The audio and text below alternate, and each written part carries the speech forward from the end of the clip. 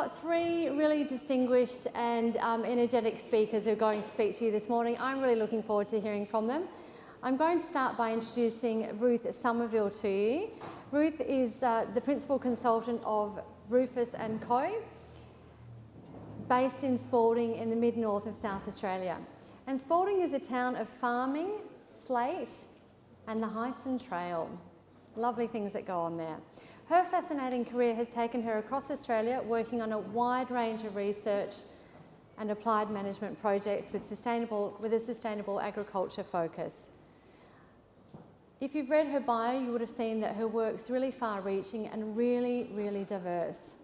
So rather than me mentioning all those things, I'm going to let her talk about them. But I do want to say that Ruth was key in establishing Rufous and Co in 2013, and this really builds on all of her skills, particularly in the areas of integrated pest management, adaptive thinking, and woodlands and wetlands work over the years, particularly at places like Banrock Station. The outcomes of Rufous and Co aim to focus on improvements in farm productivity and profitability, incorporating ecological sound decision making. Ruth is speaking to us today about how we keep Landcare groups relevant in this changing and dynamic world, and we heard quite a few themes around that yesterday. So please make her welcome to build on the wonderful work we've heard so far and to take us into the next phase of our journey at the Landcare conference. Thank you, Ruth.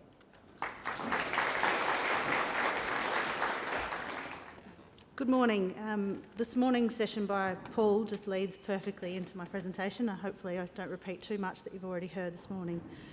Isn't it great to wake up in the Riverland? It's such a beautiful spot and a beautiful day. Hope you're all feeling invigorated after an inspiring day yesterday, and a huge congratulations to all those that were acknowledged last night and to the committee for putting on a wonderful evening.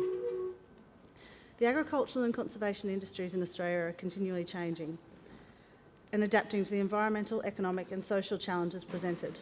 We cannot expect our Landcare groups to remain as they were when they were established or as they have been at any particular point in the past 25 years of Landcare. We need to ensure our Landcare groups remain relevant, vibrant and united. So how do we do this? How can you make the Landcare groups you work with relevant, vibrant and united and see them thrive? Firstly, I'd just like to reflect on two elements that enable and shape a Landcare group.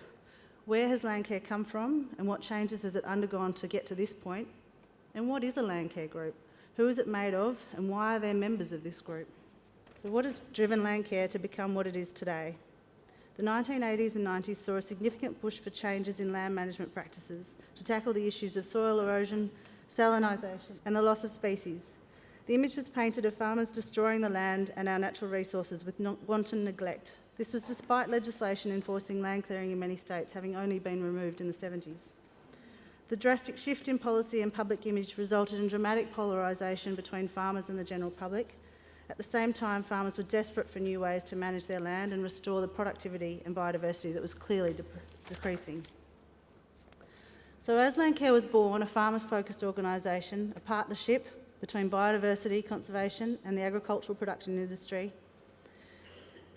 It focused on sustainable land management of farmland, a whole-of-landscape approach that included the principles of triple bottom line accounting. It supported change and assisted land managers in the adoption of new principles, technologies and whole-of-property, whole-of-landscape management. With bipartisan support for the organisation and the ideal that was formed upon, funding came forth, creating the decade of Landcare from 1990 to 2000. This era in our history resulted in huge revolutions being implemented across our farming land. Cropping and livestock systems adapted to conservation farming, and funding enabled large tracts of land to be revegetated or restored. Landcare groups were being founded across the country to learn and embrace this new culture together. However, during the late 90s and into the early noughties, the perception began to shift. The funding was moving to focus on return for investment for the public good, not for the private. The activities of the majority of Landcare groups and government organisations were becoming driven by the priorities of the NHT, NLP and NAP funding programs. They were no longer driven by local priorities. The historic focus of Landcare being driven by farmers and land managers to improve the whole of landscape function and sustainability had changed to focus on activities with perceived public benefit, measurable deliverables and accumulated delivery against federal policies and priorities. The 2003 National Landcare Program Review reiterated this, with farmers stating that since the inception of the NHT program in 1997, Landcare had developed a greener focus and therefore was less relevant to their farm business needs. At the end of the noughties, the funding that had sustained the movement was once again under review. The driver for a significant number of the Landcare groups and the on-ground works was coming to an end. Over 20 years, Landcare had developed a model that effectively engaged landholders to adopt change through localised experimentation and ownership of new systems and technologies for the management of and production from our natural resources. There was a problem, however. The funding programs had shifted the focus from a ground-up movement to one of delivering national priorities. With this, many groups have lost their direction and their momentum. The Landcare model focuses on landholders learning from landholders, working together with the support of expert and facilitators to develop more appropriate and sustainable practices on a whole of landscape scale. As such, it's a successful model and program in the 90s due to its focus on uniting the agricultural and conservation industries and its focus on the triple bottom line.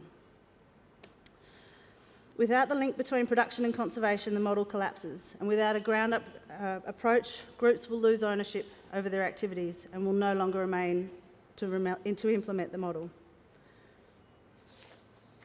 At the 2010 National Landcare Conference, I presented to a significantly smaller room a review of sustainable agriculture and landcare, its achievements and where it had lost its way.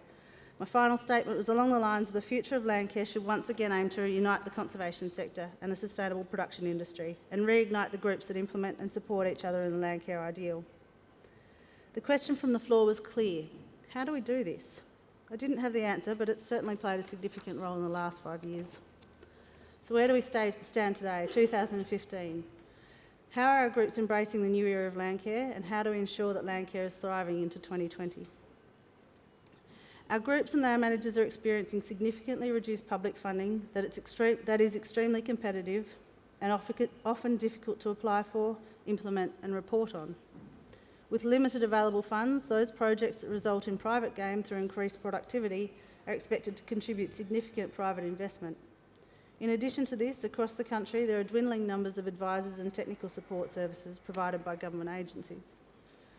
And in an era where landcare is once again required to assist land managers support each other, the reliance on government-driven priorities and funding over the past 25 years has left many groups struggling to refocus and move forward.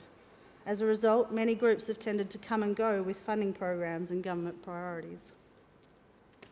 So, how do you ensure that the group remains vibrant and effective through the ups and downs, the political cycles and the climatic variability? How do you ensure that when there is no funding, the group continues to achieve?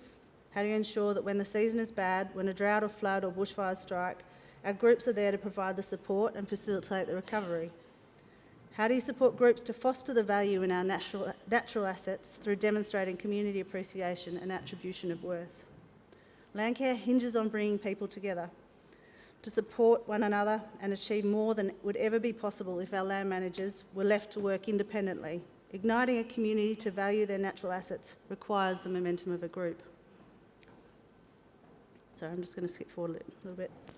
If we're going to ask ourselves how do we keep our landcare groups relevant, vibrant and united, it's vitally important that we understand what a landcare group consists of and ask the question, why does it exist? What made this group of people come together? Why would someone want to be part of a group focused on sustainable environmental management in our region, wherever that region may be? Landcare groups do many things, value many different assets and focus on different aspects of their environment. They are made up of different age groups and come from different backgrounds. They plant trees, they work in schools, they learn about their soils, and they work out better ways to control their weeds. They call themselves Landcare, Farming Systems, Ag Bureau, Coast Care, Soils, and all facets of species appreciation groups. But they have one commonality. Landcare is about people. In particular, people that wish to belong to a group, people that see value in sustainable land management, people that commit to a cause through joining a group. But why? Why not do it as an individual? Why not just go it alone? If we wish to see our groups survive, and not just survive but thrive, we must remember that people will achieve more as a group, but they don't have to be part of your group. There are commitments pulling at everyone's schedules. Why would they choose to commit to your group? What's in it for them? People join groups for many different reasons, but if you break it down, there are a few core reasons. They want to network and interact with like-minded people. They want to give back to the community. They wish to gain support or to provide support to others and help them on their path. And they wish to feel a sense of belonging and being valued. Jeanette Long and Sharon Honor of Ag Consulting Co. introduced me to the WIFM, the What's in it for me. It's essential that those responsible for a group's direction and management understand what people's expectations are, their reason for joining the group, their WIFMs. What do they need to get out of that group to make them want to stay? Meeting the WIFMs of the members will help to ensure that they remain active members into the future. You won't meet every member's WIFM all the time, but if you meet and exceed most of them most of the time, and acknowledge when and why you're not meeting some, you'll end up with a significantly more successful group. So how do you do it? How do you meet the WIFMs of your group's members? How do you bring your groups back to being community-owned and driven, relevant, vibrant and united? I believe there's 5 points to make this a reality in your group, in any group. So you need to review what you're doing. Make sure it's relevant to you, the landscape, to your members, and the people that the community you're working within. Maintain the social side. Implementation, not just information. There's so much information out there on the technical side of things, but often it's about how you actually implement things that's the hard part. And create a buzz. I'll explain this in more detail in a minute. The following two groups, the Upper North Farming Systems Group and the Waikerie Landcare Group, are focused on the sustainable management of our land, and both almost closed their doors in the last 5 years for different reasons. Thanks to passionate people, they have both turned a corner and I believe have a great message to tell on how we can ensure the long-term future of our landcare groups and ensure that they thrive over the next 5 years and have a significant role to play in landcare into the future. So Upper North Farming Systems Group, formed in 2001. It covers the predominantly low rainfall zone of the Northern Agricultural District. It was formed as a network to support farmers to become more economically viable, socially connected and environmentally sustainable. It works in all aspects of land management in the region: cropping, livestock, business and risk management, social wellbeing, and importantly, the sustainable management of the region's natural assets. Over the past 5 years, the group has undergone significant change. Due to government policy and changes to funding, the group became a completely independent organisation. Although always incorporated, for its entire history, Upper North Farming Systems had been the recipient of significant administrative and technical support from PIRSA. The gradual decline in the level of government support received resulted in the group itself going into decline. From 2010 to 2013, the group lost 145 members. It's a small district with not many people. To lose 145 members is significant. Some of which were the founding members. In addition, the group was financially in trouble. So in 2003, the committee realised that Upper North Farming Systems Group was on the brink of collapse. They asked some very hard questions of themselves and decided that it was important that the group survived. The region and its land managers needed research into and the demonstration of the best ways to manage their region's landscape. They needed the social networks to get them through the tough times and a network to connect them to the experts. They were and are adamant that there is a need for the group and that the group needs to deliver and thrive to ensure that the region and its people can also thrive. So what did we do to bring the group back from the brink? We underwent a review period. We spoke to members and ex-members, we conducted a written survey, we asked people why they left the group and got some very clear answers. The outstanding ones were that we'd become cropping focused, no longer interested in the non-arable land. We were no longer a social group. It had become about the delivery of technical information, not about learning from each other. These changes had occurred slowly as a result of projects, funding and external pressures. The committee hadn't even realised it was happening. It was not a deliberate path they'd gone down. The other point, indicative of a regional change, was that a large number were no longer farming. Some had sold up, but many had handed over to the next generation, and the younger generation didn't see the value in retaining the membership. We also asked why people joined the group in the first place and what they thought the group should be aiming for. Ultimately, we tried to work out the members' WIFMs. Why did they choose to be part of this group? We responded to what we were told. We reviewed our content. Once we knew what the members wanted, we looked back to see where we had been meeting these expectations and where we had not. We became independent and farmer-driven. We went back to the Landcare model of learning from one another and supporting one another. Years of being guided by funded projects and the priorities and policies of various government agencies had seen a number of the local priorities neglected. We still have projects that require outcomes to be delivered, and they are primarily in one focus area due to where the funding's coming from. But we find ways to include other non-funded projects, mainly through sticky beak sessions with farmers that are trying new things, and through adding in one or two extra presenters to an event on other topics to keep them balanced and interesting to all.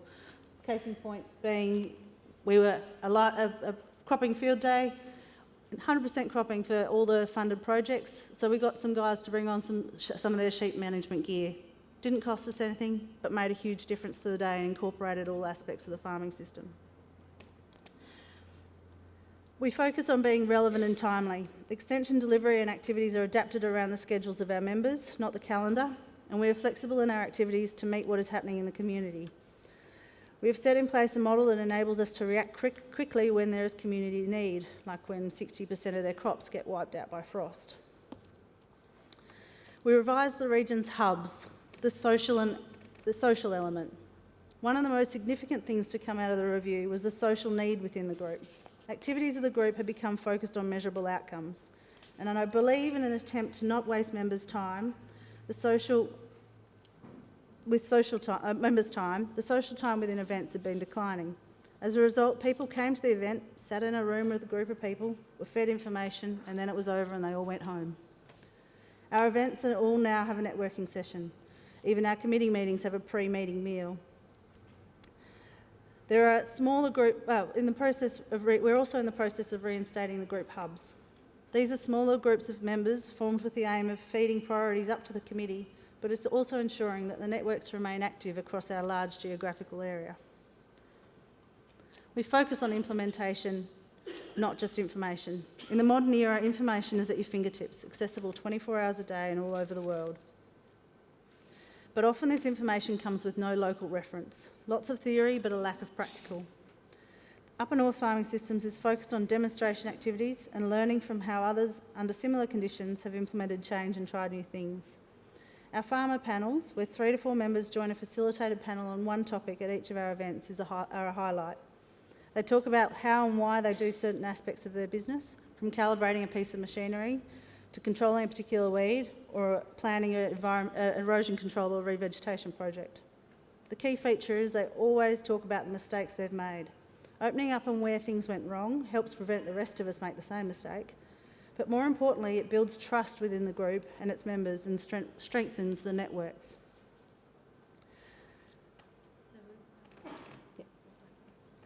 The buzz effect.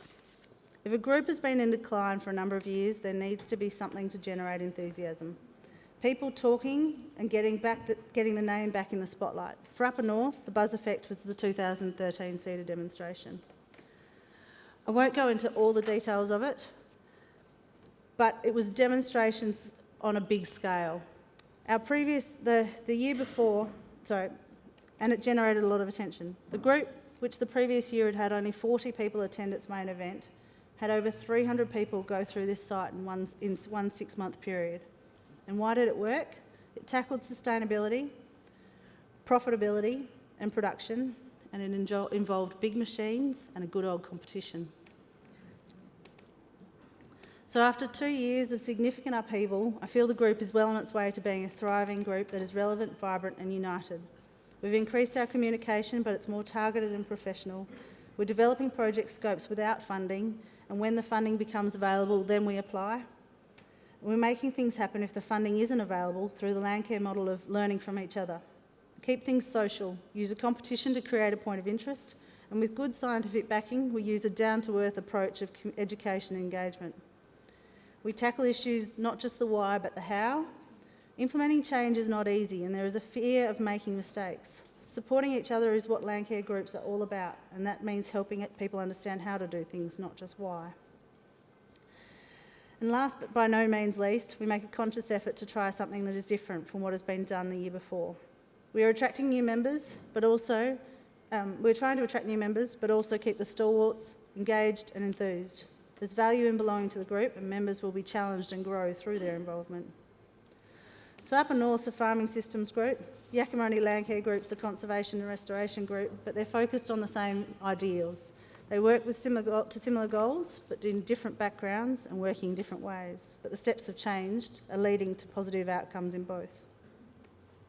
So the Waikerie Landcare group incorporated in 1998 and is based up around Spalding. The group is focused on, formalised itself in order to access funding for fencing and revegetation. The group was focused on sourcing funds that in a discussion about the initial logo design, they wanted to use the dollar sign. Thankfully, as you could see before, thankfully the Xanthorrhea won the battle. So the group's based in the mid-north of the state with Spalding at its epicentre and formed around the Waikerie range. It was born out of a desire to stop and restore significant erosion, both wind and water, that was occurring across the landscape as a result of farming practices. We've got very broad aims and work in most areas of the landscape. However, this contributed to the group's downfall. With a lack of funding for ongoing works, the group lost its direction and as a result had a 3-year period of recess up to 2010. At around this time, a new generation of farmers were coming home to the farm and a significant change was happening in the scale of farming in the district.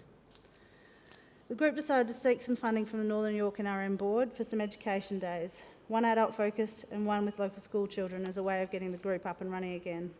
These events were a huge success, but still no one came to our regular meetings. The success of the big events told us that there was a need in the region for the group and its activities, but we had to change our management or the committee and members would walk away. So we undertook a similar process that Upper North went through. We did a review. We discussed at length with members why they had joined the group originally, what non-members thought of the group from an external perspective, and why people were no longer coming to meetings. We reviewed our members' WIFMs. We responded. We made some significant management changes, implementing an executive team that could handle many of the mundane governance issues, significantly reducing the required frequency and duration of formal committee meetings. This enabled us to implement themed information sessions rather than just meetings. At first, we moved out of a formal meeting room and into the town hall. These sessions on varied topics with a focus on implementation and interest attracted different members and non-members to each of them, and instead of 5 people attending as had been coming to the group meetings, we were now getting 15 to 20, but there was still an element missing. Discussions around the group about what people loved about Landcare came back to the social side, getting together for a meal, a casual and inclusive feel.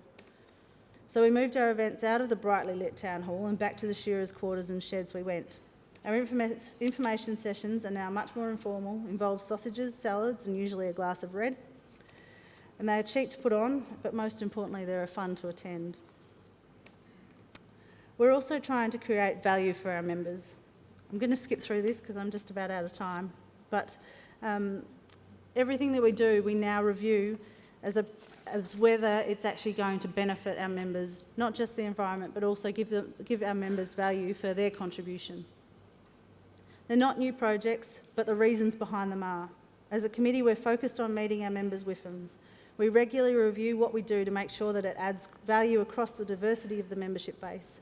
We're working to ensure that we are relevant and are bringing down the barriers to improve land management. The Landcare group, Waikerie Landcare group, has always liked to put on a big event and create a bit of a buzz. We've got a few peacocks in the group. So the regional education days are our perfect example. All of our students from our district education hub, 180 of them, attended our last one in 2013. But we try to do something different each year and create a buzz and attract new members. If you continue to always do the same activities, your stalwarts will get bored and you will not attract the attention of new members. One thing I love about this group is it's willing to support a new idea. This year's Towards Sustainability workshop being a case in point. Our chair, Ruth Sommerville, wanted to organise a workshop to inspire women to become more involved in the environmental stewardship of their family farms. The group supported her, despite it being completely different to any activity previously run by the organisation. It was a great success due to Nat's dedication to the project, and has done great things for the group as it created exposure and enthusiasm, two essential elements to a group's long-term success. The group is now on a strong path. We're getting more attending each event and new members joining. All ages are coming and people are leaving events and meetings with enthusiasm and actually talking about the group, and regularly and positively talking about the group. We have a number of on-ground priorities that we're still to work on, but safe to say the group is on a good path. So in summary, Landcare and the Landcare model is integral in influencing the social awareness and actions of the general public and land managers of Australia. It's effectively supported the adoption of the role of environmental stewards by land managers in the community over the last 25 years. In the true spirit of Landcare, we as land managers, community groups, sustainable production groups, ecologists, conservationists, government agencies and policy writers need to work together to reinvigorate our Landcare groups and ensure that they remain relevant, vibrant and united into the future. We can all do this through a series of simple steps. Review your group, its activities and your members' WIFMs. Make your group's activities relevant for your members and landscape and make them timely. Ensure the activities are ground-driven, not government policy-driven. Maintain the social side. After all, that's why people join a group. Focus on implementation, not information, and create a buzz. Get people talking, all people, new people, founding members, kids. Do things that are different to what you've always done. They may not always succeed, and that's okay. But if you support your members in what they are passionate about, they will put their all into making it a success. Thank you.